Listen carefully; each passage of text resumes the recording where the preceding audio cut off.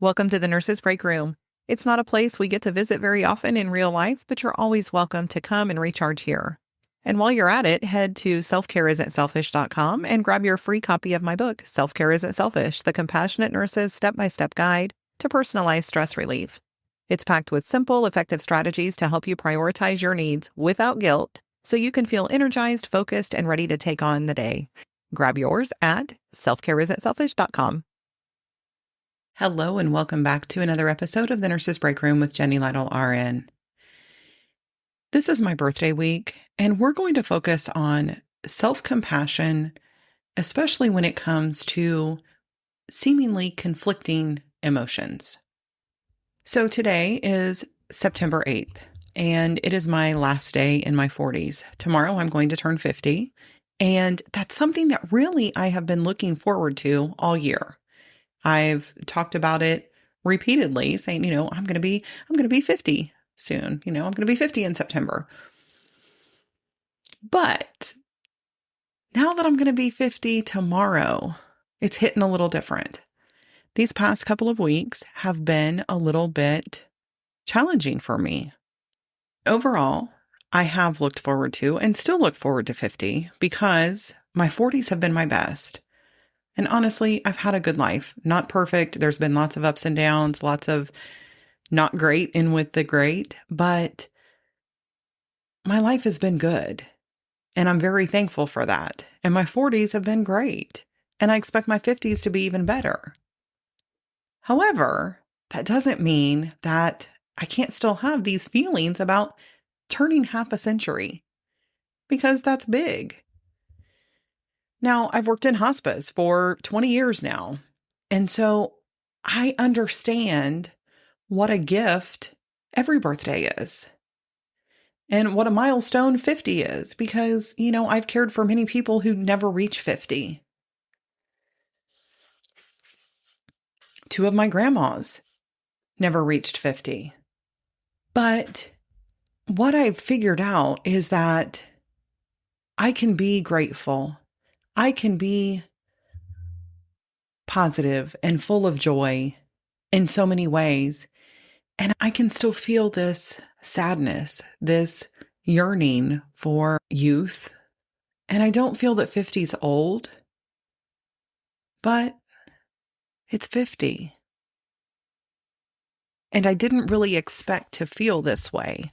And I think that's part of it, is when we feel things that we know we're going to feel, then it's not as jarring. But when we have these feelings that pop up and kind of blindside us, that's a little different.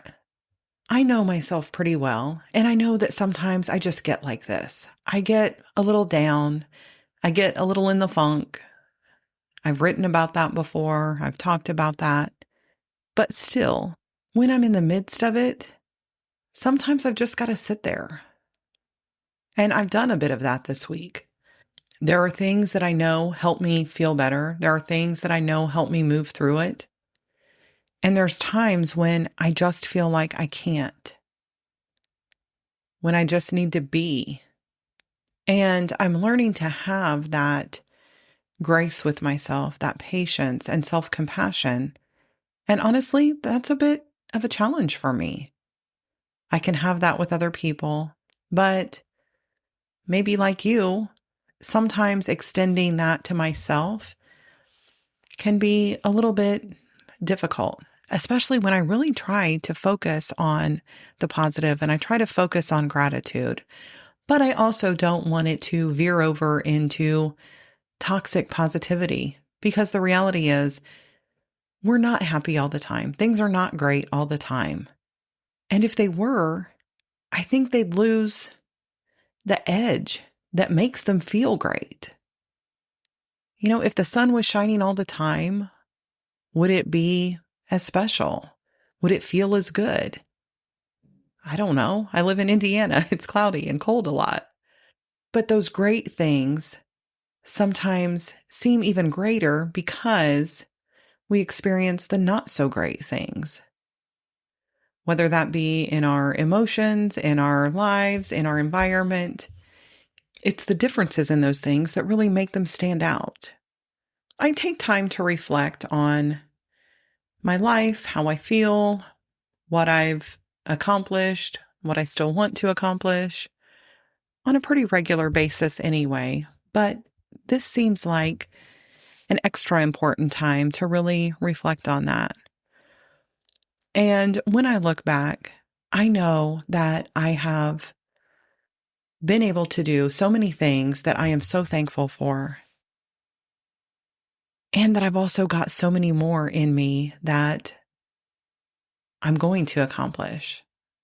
But one thing, and I thought this a few years ago, again, hospice nurse, I think of death. And I thought about if I were to find out that I had a terminal diagnosis, what would be missing from my life? And I said then, and I still believe that in reality, nothing. I have had a wonderful life. Now, I fully plan on having many, many years ahead of me, but I have people that love me. I feel like I've made a difference in at least a few people's lives. I have family and friends that I love and appreciate and who know me and love me regardless.